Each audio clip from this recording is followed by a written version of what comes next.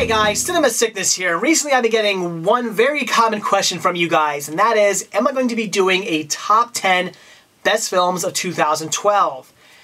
And back in 2011, I did a best of 2011 video where I talked about the 10 best movies that I saw in 2011. And the twist was, it wasn't the best movies of 2011. All the movies that I talked about were not movies that came out in 2011. It was movies that I watched for the first time in 2011. So, you know, it could have been a movie I saw, it could have been a movie from 1974 that I watched for the first time in 2011. It was a contender for that year. And I would have loved to have done one this year. However, I made a huge mistake. And that is, in years past, I had always kept a list of all the movies I watched throughout the year. This year I decided to not do that. I kind of changed things up on my website and, you know, redid the website, and in doing so, I did get rid of the movies I had been watching, which I thought at the time wasn't a big deal. I thought, oh, whatever, I'm not going to keep track of that anymore, who cares? I was really doing it for my own personal reasons. I didn't have any other reason to do it, or so I thought.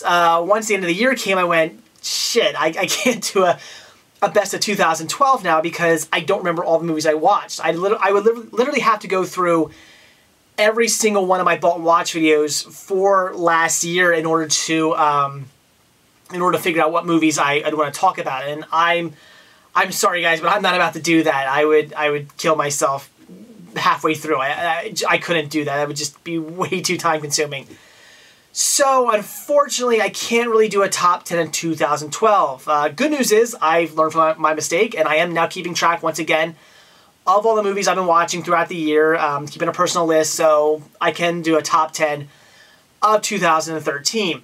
So what I'm going to do for you guys is talk about my favorite movie I watched, because I do know what that is, and I'll also talk about the runner-up. We'll do the runner-up first, because I had to say, out of all the movies I watched, there were two that I really enjoyed, and in thinking about what I watched, they're the two that stand out the most. So here they are, and here's the runner-up. So the runner-up would definitely have to be Let Me In. I was a huge fan of this movie. I had heard some really good things about it, so I went into it expecting a decent film, and I got so much more. This movie completely blew me away. And I had also heard that the original was so much better than this remake, and I own the original now. I watched it in 2012 as well.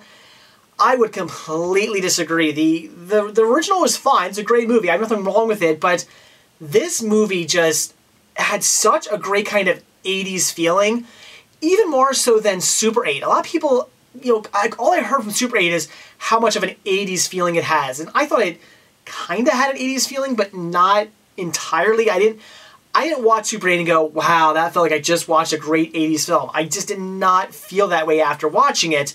I could see some similarities in it, but I didn't get that feeling after watching it. Whereas Let Me In, I completely felt like I was watching a great 80s film. It just had that 80s feeling. And apparently this movie actually takes place in the 80s, so it just kind of works. And I, again, just was blown away by the story. I love the relationship between the kid and a little girl who's actually a vampire, and basically how she's using this kid. And it's so twisted, and spoilers here, but I love how at the end you realize that she's basically just setting this kid up to become her new little lackey, because she this whole time has had this guy going out and killing people for her to get blood, so she doesn't have to actually go out and kill anybody. And you find out that you think maybe this is her dad or something. No, you find out that years and years ago, you know, decades ago, she befriended this guy as a little boy, and they grew up together. And it's basically she's repeating the story again by befriending this boy. She's basically getting a new lackey, and you find out through the whole movie why the father just was so jealous and did not want, or who he thinks the father did not want the girls, why he did not want the girl seeing this boy. At first you just think, oh, it's because she's a vampire, you know, things might get messed up, you know, maybe he'll figure her out and things will just go downhill. It's a bad idea to get involved with a human, whereas, no, you find out that he's really just jealous. He doesn't want her getting involved with him because he knows what's going on. He knows that she is just befriending him so he can replace the one who's going out now and killing for her, which, you know, he loves her. And it's the same thing here. This little boy loves this girl now, and she's just doing it all over again, and it's such a twisted ending, and just, again, a brilliant film. If you love 80s movies, if you love horror movies, you love vampire films, this is certainly one to check out. Again, by far one of the best movies I've seen of 2012. One of the best movies I've just seen in general. It's just a great watch. Definitely stood out to me, and I would highly recommend it. And now on to what I would definitely say is the #1 best film that I've watched this year. And this movie has officially made it onto my, probably, I'd say, within my top 5 horror movies of all time list. I was just blown away by this one. I could not believe how fantastic it was. And this is a title that I almost didn't pick up because I got it for $5 at Best Buy during one of their upgrade and save programs. And I thought about picking it up. I was looking at it, I thought this looks kind of interesting, looked at reviews, and it got pretty bad reviews. Many negative reviews, and I almost said, no, I'm not going to waste my coupon on this. I'm going to pass up and get something else. But on a whim, I grabbed it, and my God, am I glad I did. And that was The Innkeepers.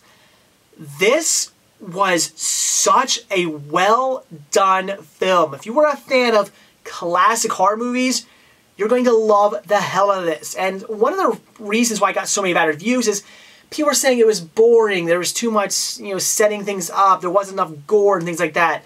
This is not a gory movie. This is a movie that really sets up the payoff at the end. Like a traditional horror movie. If you watch things like The Haunting or House on the Haunted Hill or something like that, it's not necessarily crazy scary throughout the whole movie. It's got 70% of the film is a setup with maybe some little scary things throughout that little setup that, some little jump scares and some things that are kind of creepy happening here and there. But for the most part, the payoff comes at the end. The end of the movie is where you're really getting scared, where the shit hits the fan, and where things get scary.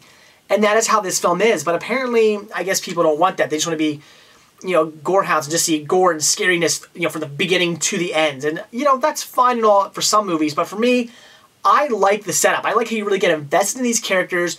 You get invested in what's going on within this, haunted hotel.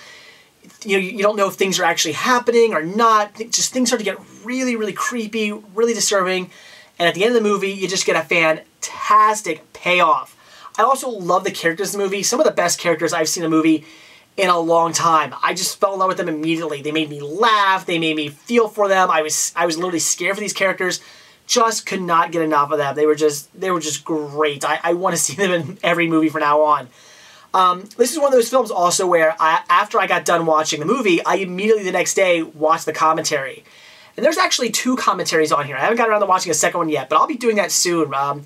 I don't know when I'll be doing it, but it'll be really soon because I just loved this film. I want to know everything about this film, so I'm going to watch both commentaries definitely. This will be one of those films I watch every single year, if not a few times a year. It was just that good. Like I said, this has officially made it into my top 5 horror movies of all time. It was just that good, that much fun, and that well done. So absolutely brilliant. If you like horror films, this one has to be in your collection, and you have to see it. So there you go, guys. Sorry I couldn't do a top 10 of 2012 like I did back in 2011 for you guys. What can I say? I fucked up. As I said, I thought not having a list wouldn't cause any problems, but at the end of the year, obviously I realized it did. So, as I said, I am now keeping a track of all the movies I watched in 2013, so I can, at the end of the year, I can actually give you guys a best of 2013 and talk about all the best movies I saw throughout this year. So I will be doing that now. But hey, at least I got to talk to you guys about what I would definitely consider the top 2 best films I watched of 2012. Again, Let Me In was great. I really enjoyed it. It was a really fun, just great kind of, twisted movie that I would highly recommend. But most of all, The Innkeepers, absolutely brilliant. Just one of the best movies I've ever seen, especially in a long time. It was so well done.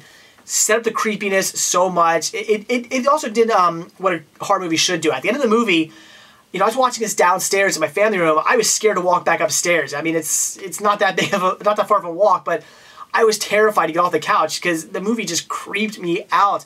It's a great haunted house movie. It creeps you out. It makes you feel like your house is haunted, even though this one actually takes place in the hotel. But regardless, absolutely brilliant. Great characters, great story, great setup, and fantastic payoff. So I would highly recommend it. If you're a horror fan, like I said, you gotta add it to your collection. You gotta check it out. It's just perfect. So there you go, guys. Thanks for watching, and I guess stay tuned for my top 10 of 2013 in a year from now. See ya.